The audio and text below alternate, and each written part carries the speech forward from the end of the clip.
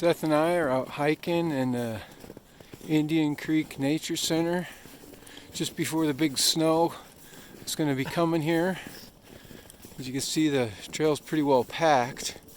I could have brought my fat tire bike out here as well packed the snow is. I'm going to have to do that sometime. I love riding my bike on the packed snow. We saw two other people doing it on the second fox. Yeah, so say that again, Seth. We saw two other people riding fat tires on the second fox. Yeah, so I got to get the old fat tire bike. You can hear the snow crunching underneath our feet. I was hoping to see some bald eagles or some deer on the way over here when we were driving up through, where was it where we saw the turkeys? We saw turkeys somewhere. No, I can't remember where it was. It was off of Highway 100, that road. East Post Road? East Coast. Yeah, East Coast Road. Yeah, we saw a bunch of wild turkeys coming up to someone's doorstep almost. Wild turkeys. It's kind of cool. Yeah. You can hear the train in the distance, but it's kind of foggy. Still smell the... Yeah, the sewage treatment plant where the winds shifted a little, so we're getting a little of that. I've never had that before. Usually we're kind of upwind from the sewage treatment plant, but it's getting strong. Now there's a wind shift, and we're getting it in our face right now. Putting my mask back on. Seth's putting his mask on. Getting some good oxygen, good fresh air. A little bit of methane. Yeah, Dad riding his Airdyne 7 miles a day put a bug under my saddle, and I'm trying to get more active. My dad, who's 79, is more active than me. Man, I got to step up my game. So I know, man. You ride your bike pretty hard and pretty frequently. Well, not in the winter. I haven't done that. Does Grandpa ride his bike in the winter? No, a little bit. No. He's riding his Airdyne. He's got an Airdyne in his basement. Airdyne? It's a stationary bike. Oh, like that's a wind has a fan with arm exercises built right into it as well. I remember it in the basement. Yeah. Yeah, it's in the basement, and he just goes to town on that. His kids. So I'll call Dad up and say, "Hey, Dad, do you want to go for a hike?" Well, yeah, I just did 7 miles on the Airdyne, but yeah, I'll go for a hike. I was like, "Geez, Dad, I'm impressed. I got to get my cardio going." So it's one of the reasons why I'm trying to get it more active. But Indian Creek Nature Center is the bomb. This is the place to go, and we're on our way back from being back into the woods. When we were driving over here, my temperature gauge on my car was saying it was 30 degrees, but yet we were getting all kinds of water, mist, sleet on the windshield. It was clearly liquid. It wasn't rain, it wasn't ice. But the forecast says freezing rain for tomorrow, but it only said fog today. Yeah, so here we are. We're getting up close to the Nature Center, and I love this. Look at all the solar panels on there. This is a place to go to get an idea of how your system works. They have all the inverters and stuff. Inside they have all kinds of dashboards that you can look at. Really cool. If it wasn't for COVID, we could go inside. I didn't check actually. Yeah. Well, I have a mask.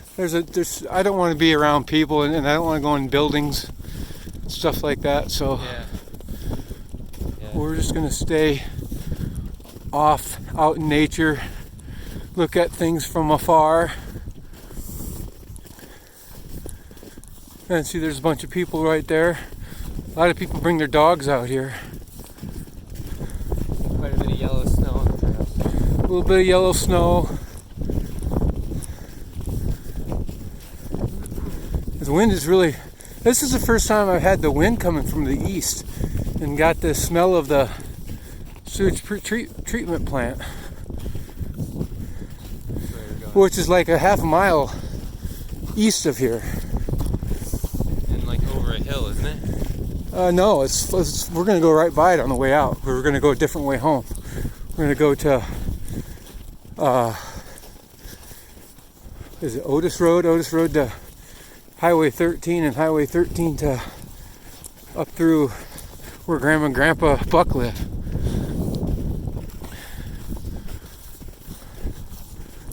There's some yellow snow, Seth. There you go.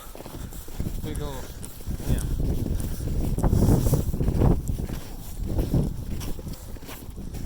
People got their snowshoes on.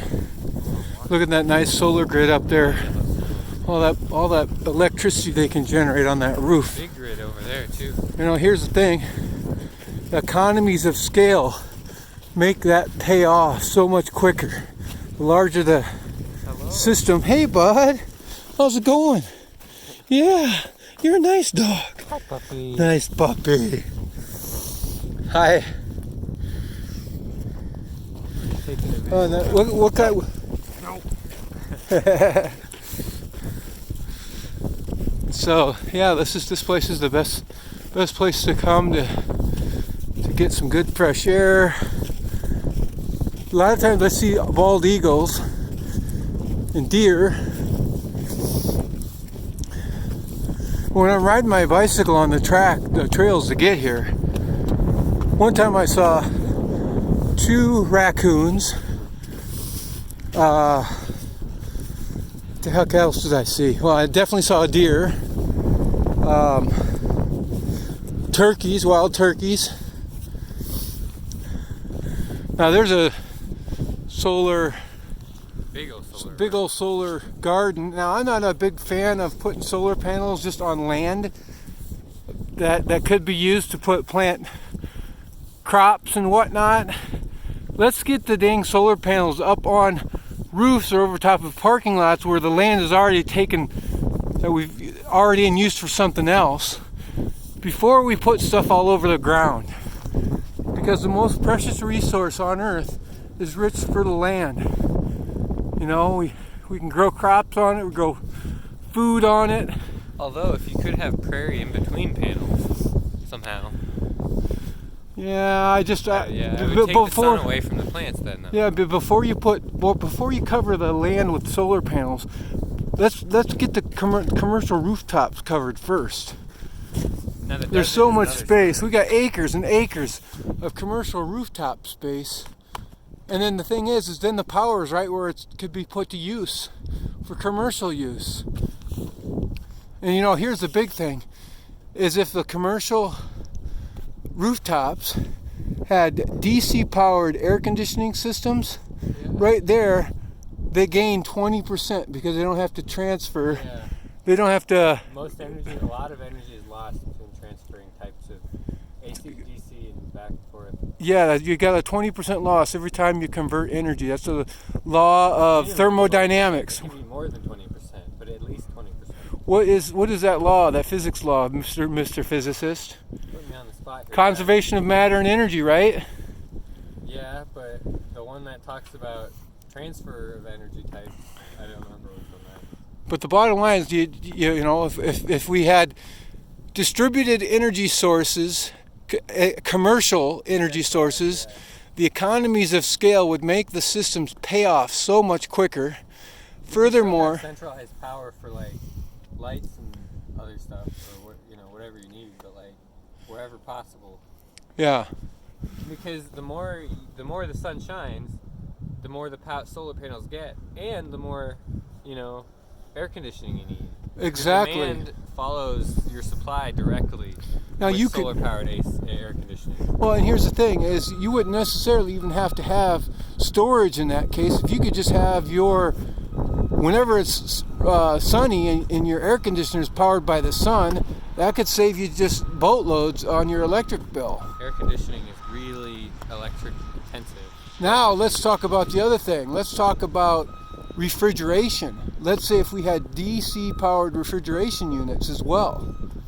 See, but refrigeration, you need a really constant supply. That's true. That's when you'd want to have a energy storage to boot with or if you refrigeration. Had grid power. I mean, there are some things. I mean, at the very least, you can start with air conditioning. You know, For sure, my man. combined solutions. Well, we're gonna head out. We're gonna end this video. Seth, sign out. Bye, everybody. And yeah, I'll say goodbye too. Hey, peace.